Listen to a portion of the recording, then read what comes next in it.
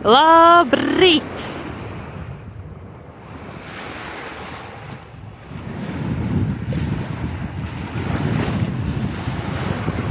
Labrīt! Labrīt! Labrīt, jūra! Labrīt, viļņi! Labrīt, kājas!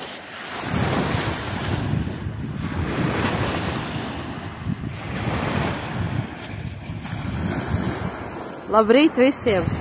Visā pasaulē! Kas mani saprot? Kas saprot latviešu valodu? Mūsu valoda ir skaista.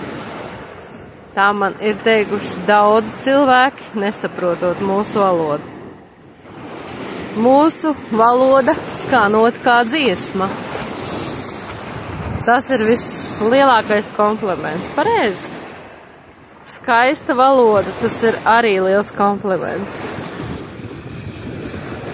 Tāpēc izkopsim savu valodu, runāsim savā valodā, mācīsim savus bērnus savā valodā runāt, jo tā ir milzīga vērtība. Valodas, jebkura valoda ir milzīga vērtība, tā ir bagātība pašiem cilvēkiem. Un noniecināt valodas, tas ir, man liekas, necienīt sevi pašu. Jo katra valoda ir sena, katra valoda ir vērtība, katrā valodā ir savas pozitīvās enerģijas. Tā ir vēsture, tā ir gadiem kopta vērtība. Tāpēc mācam saviem bērniem runāt dažādās valodās. Dažādās. Tieši tā, dažādās. Jūs neziniet nekad, kura valoda bērniem noderēs dzīvē. Kur viņi būs. Un lai arī kur viņi būtu, valodu dēļ viņi varēs saprasties, varēs komunicēt un varēs justies flexible, kā es saku. Varēs justies, es pat nezinu, kā latviski flexible. Ir daži vārdi, kurus ļoti grūti to nozīmi nodot tiešā ziņā,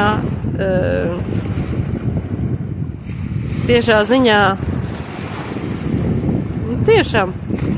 Ja es pateikšu latviski staipīga, tas tiešām nebūs tas, ko es domāju valodziņā.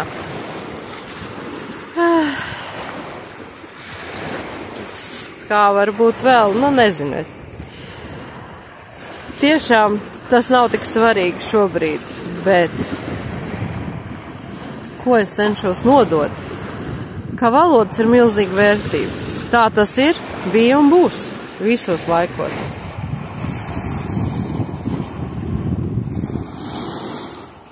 Arī cilvēku ķermeņa valoda runā par cilvēku tik daudz. Mēs ar ķermeni varam dažreiz pateikt to, ko mēs nevaram izteikt ar vārdiem. Un tu jau saproti, saņem un saproti, vai tev tas cilvēks ir interesants vai nav.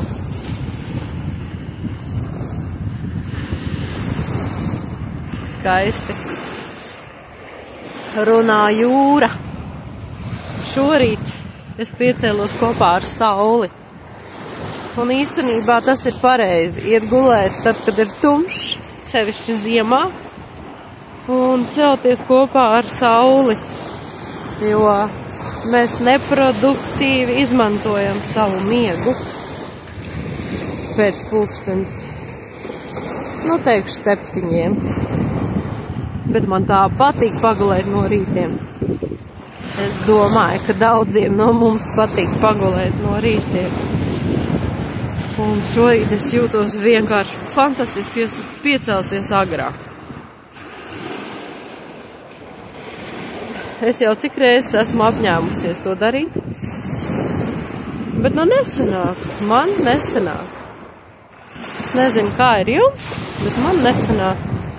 Bet es ceru, kad uz priekšu man tas izdosies, jo ir vajadzīgs tiešām kaut kāds atspērienu punkts savādāks, jo tas prieks, kas ir no rīta, tas nav aizstājams ne ar ko.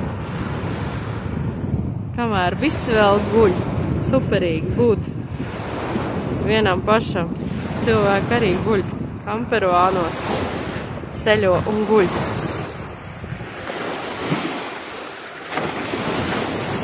Nu tā, maza informācija šorīt no manis par to. Es jau izdziedājos pie jūras. Ziniet, cik forši ir dziedāt pie jūras? Superīgi.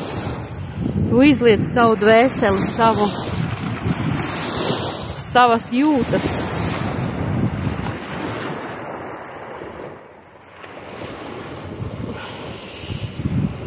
Dažreiz jūra iznes tādas lietas ārā, kuras jāpamet tālāk. Tā kā tas bija stiets, kuru vajadzēja pamest tālāk.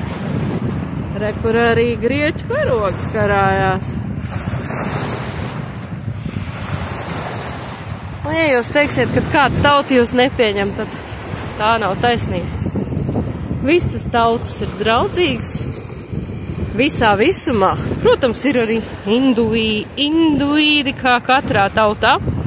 Ir nacionālisti, kā katrā tautā. Bet, ja jūs esat labs un pozitīvs cilvēks, tad jūs iedzīvosieties jebkur. Un to es saku droši, jo esmu ceļojusi un redzējusi, kāda ir attieksme, cilvēku attieksme pret cilvēkiem. Ja viņš ir negatīvi noskaņots, un ja viņš ir pozitīvi noskaņots.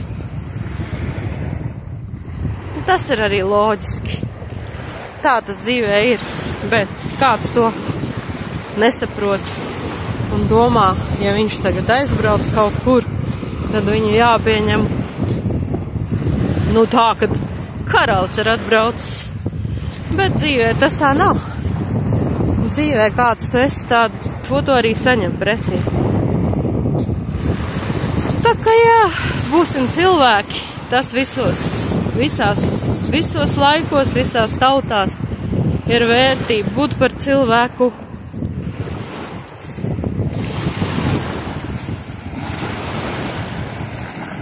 Esam laimīgi. Galvenais esam laimīgi un dzīvojam saskaņā ar sevi. Tad viss būs. Atā.